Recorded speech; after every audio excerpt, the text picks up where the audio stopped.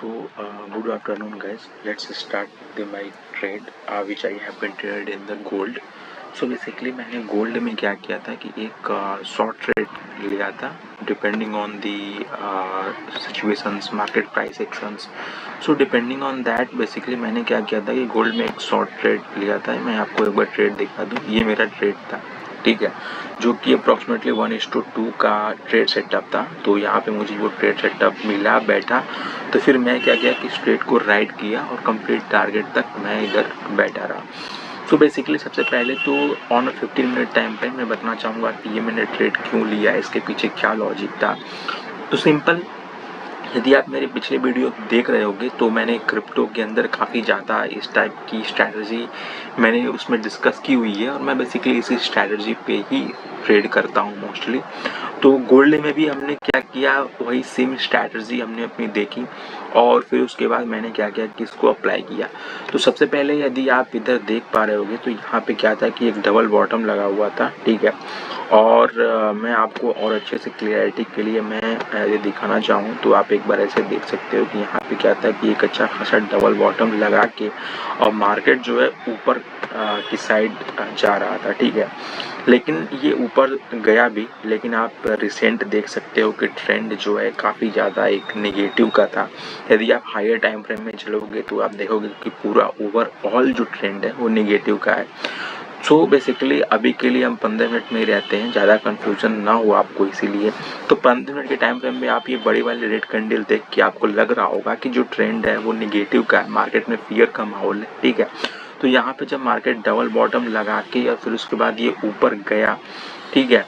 तो ऊपर जाने के बाद यदि आप मेरी क्रिप्टो वाले वीडियोस देख रहे होगे तो ये पूरी सिंपल स्ट्रैटेजी पूरी की पूरी मैंने क्रिप्टो से ही उठाई हुई है, जो कि मैं गोल्ड में चेक कर रहा था इट इज़ वर्किंग और नॉट. बेसिकली हम क्या कर रहे हैं कि फिब को प्लॉट कर रहे हैं, ठीक है. हायर हाई से लेके हायर लो तक कनेक्ट किया, ठीक है. कनेक्ट करने के बाद यदि आप देखोगे तो जो पॉइंट निकल के आता है वो निकल के आता है 0.786 का. तो यहाँ तक ये गया, यहाँ पे जाके इसने डबल टॉप लगाना चालू किया. तो अपने को क्या है कि एक आइडिया लगा कि यहाँ से एक रिवर्सल आ सकता है, ठीक है. डिपेंडिंग ऑन नॉट कि यहाँ पे हमारी अर्ली एंट्री हो सकती है. इससे बचने के लिए हमने क्या किया कि प्राइस के बिहेवियर को वापस से ऑब्जर्व करना चालू किया, ठीक है. तो प्राइस जब यहाँ पे डबल टॉप लगा के जब नीचे आ रहा था, ठीक है, तो फिर यहाँ पे हमारी ट्रेंड लाइन बनी जो कि कंप्लीट इस ट्रेंड लाइन का इसने क्या किया कि काफ़ी ज़्यादा सपोर्ट लेके इस पे चल रहा था. फिर यहाँ पे इसने ट्रेंड लाइन का ब्रेक डाउन दिया, ठीक है. ब्रेक डाउन देने के बाद हमने एंट्री नहीं बनाई, हमने वेट किया कि एक पुल बैक आए, ठीक है.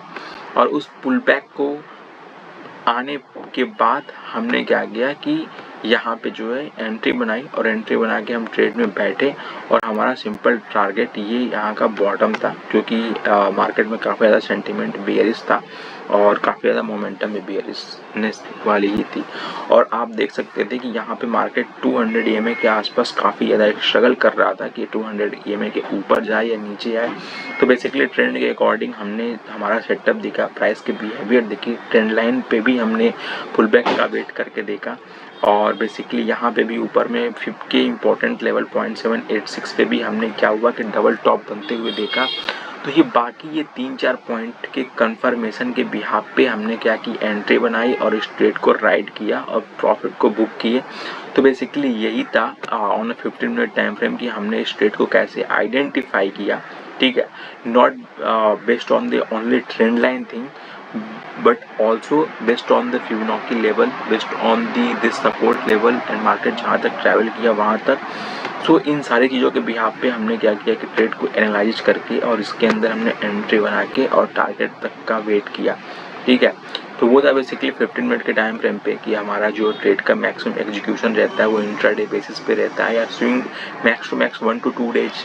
तो इस बिहाफ पे हम 15 मिनट पे ट्रेड करते हैं, ठीक है. और यदि आप 1 घंटे के टाइम फ्रेम में भी देखोगे तो सेम सेटअप था, सेम सेटअप मतलब कि ये सेम यहाँ से यहाँ तक का एक डाउन ट्रेंड लगा था, यहाँ पे सपोर्ट बना के मार्केट ऊपर जा रहा था, ठीक है. ट्रेंड जो है वो डाउन साइड का था. तो डाउन साइड के ट्रेंड में हमने क्या किया कि यहाँ पे जो है ट्रेंड लाइन को ब्रेक होते हुए देखा और उसके बाद हमने अपनी एंट्री बनाना काफ़ी ज़्यादा मतलब इम्पोर्टेंट समझा और उसके बिहाफ पे हमने क्या किया था कि इसको शॉर्ट किया था। यहाँ पे जो है आप देख सकते होगे कि 1 आवर के टाइम फ्रेम पे ये ट्रेंड लाइन जो है थी, ट्रेंड लाइन को काफ़ी ज़्यादा ये अच्छे से रिस्पेक्ट दे रहा था। और फिर वापस से जब ये नीचे वाली ट्रेंड लाइन या ऊपर वाली ट्रेंड लाइन दोनों में से किसी एक का इसको ब्रेक डाउन या ब्रेकआउट देना था, तो जब ये नीचे वाली ट्रेंड लाइन का ब्रेक डाउन दिया, पुल बैक किया, फिर उसके बाद हमने एंटर किया और simple according to the trend structure की मार्केट में बियरिशनेस नहीं। So depending on that we have been plan this scalp and swing trade. So this was a simple setup. So thanks for watching the video. Hope you like this strategy, and if you really like it, so you can comment in the below box. I can also give you the overall accuracy of this trade, and I will also add that how it is work in a bullish market and how it is work in bearish market. So thanks for the watching the video. Hope you like it.